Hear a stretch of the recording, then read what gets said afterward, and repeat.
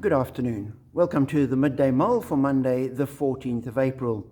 With Robert Murray McShane, we're working our way through the book of Leviticus. Today, we read chapter 18. In it, God gives Moses a long list of unlawful sexual relations. The kind of list that was taken into the Book of Common Prayer, I think it's called degrees of separation, those people whom you may not marry, may not consider marrying. And the chapter starts with God saying to Moses, the Lord said to Moses, speak to the Israelites and say to them, I am the Lord your God.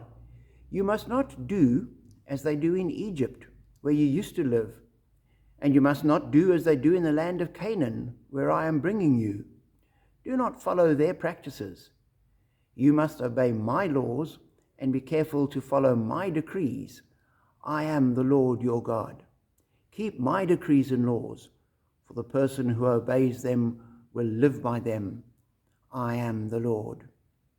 And as I read that, I thought God saying to the Israelites, you've got to be different from the people round about you. You lived in Egypt, don't live like they lived.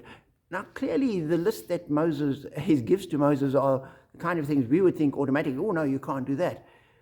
But clearly, for the Egyptians, that was acceptable. Likewise, the Canaanites, as they were going to the land, this was acceptable practice for them. It's not unusual. It was the way things were. And God's saying to the people of Israel, you've got to be different. You can't be like that. And in our world today, we've got to hear that. Not that the degrees of separation, we have to nail them down a little bit firmer. I think generally we've had Christian norms and values for so long in society that the fact that you shouldn't marry your mother, your sister, your father's stepdaughter, or any of those other relations, we accept. But there's so many other things in society that society will accept. And we've got to say, as Christians, we won't accept them. And we've, I think, for too long fallen back on the what's legal. If it's legal, it's okay. Whereas in actual fact, very often, even if it's legal, from a Christian perspective, it's not okay. When I was still at the school and they legalized marijuana, the question of the boys, oh, it's legal, sir, can we do it? I said, it doesn't matter if it's legal, it doesn't make it right. There's sort of degrees there. There's a whole lot of stuff which, although the law says you can do it, Christian morality says you can't. The law says you can go and get yourself blind drunk every night if you like.